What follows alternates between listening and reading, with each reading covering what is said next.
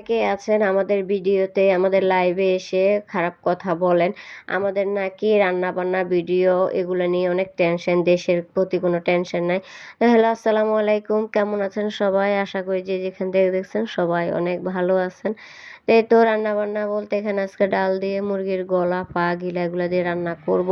তো আমি ডাল ভেজে নিতেছি। এখানে ২ রকমের ডাল আছে, মুগ ডাল আর অ্যাঙ্কার ডাল। ২ রকমের ডাল দিয়ে রান্না করলে খেতে অনেক মজা লাগে। তো এখানে ডাল ভাজা হয়ে গেছে। আমি মা গলার গিলা এগুলা ভালো করে ধুয়ে নিচ্ছি। এখন রান্না বসাইতেছি। আর আপনাদের সাথে একটা কথা শেয়ার করব, সেটা হচ্ছে অনেকে আমাদের লাইভে ভিডিওতে এসে কমেন্টস করেন, লেখেন যে আমরা নাকি ফেসবুকে এসে আনন্দ ফুর্তি করি, মজা করি। আমাদের দুনিয়াতে আর কোনো খবর নাই। দেশে বন্যা হইতেছে, সবাই বেসে যাইতেছে, মারা যাইতেছে, এগুলার টেনশন নাই। আরে ভাই, যারা এই সমস্ত কমেন্টস করেন আপনাদেরকে বলছি, আমাদের দেখবেন অনেক কন্টেন্ট ক্রিয়েটর আপু ভাইয়ারা কতভাবে হেল্প করতেছে, কত মানুষকে কতভাবে খাবার দিয়ে, কেউ টাকা পয়সা দিয়ে, কেউ পুরাতন জামা কাপড় দিয়ে, এক একজন এক একভাবে হেল্প করতেছে। আর আমরা হয়তো বা আপনাদেরকে দেখাইতেছি না সব কিছু। আজকে আমার ছেলের স্কুল থেকে ম্যাডামেরা গেছেন ফেনীতে। স্কুলের ম্যাডামদের এই উদ্যোগটা আমার কাছে খুবই ভালো লাগছে।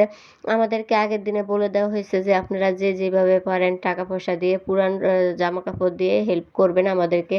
তা আমরা যে যা পারছি তাই দিছি। তো স্কুল থেকে, কলেজ থেকে, বাসাবাড়ি থেকে যে যেভাবে পারতেছে সবাই কিন্তু হেল্প করতেছে। আর আপনারা তো সবাই সব কিছু দেখেন না, হয়তো বা এক একজনেরটা দেখেন, এক একজনেরটা দেখেন না। তো এরকমভাবে মন্তব্য করবেন না, আগে ভালো করে জেনে তারপরে বলবেন। সবাই তো আর সব কিছু দেখিয়ে করে না, তাই না? তো এখানে এই তো আমি সব মশলা একসাথে কষি। আমি কিন্তু ডাল দিয়ে দিলাম, কারণ এগুলা যেহেতু ছোট মুরগি, তাই। আর আমি যে কথাগুলো বলছি অনেকে কিন্তু মনে কষ্ট নিতে পারেন, মনে কষ্ট নেবেন না। এরকম অনেক আপু ভাইয়ারা আছেন আইসা কমেন্টস করেন, তো আমার কাছে একটু খারাপ লাগলো তাই বললাম। আপনারা কিন্তু মনে কষ্ট নেবেন না। এইসব এই যে বন্যা অনেকের ক্ষতিগ্রস্ত হয়েছে, অনেক বাচ্চা মা বোনেরা মারা যাইতেছে, এটা কিন্তু আমাদের কাছেও খারাপ লাগতেছে দেখে।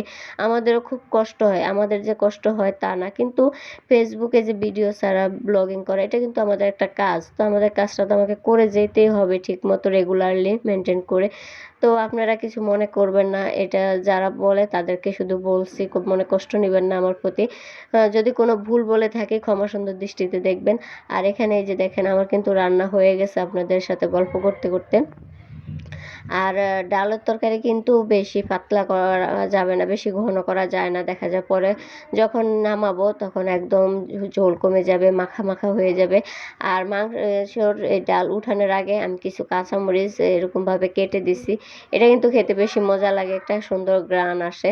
তো সবাই ভালো থাকবেন, সুস্থ থাকবেন। ভিডিওটা ভালো লাগলে অবশ্যই লাইক কমেন্ট করবেন। আল্লাহ হাফেজ।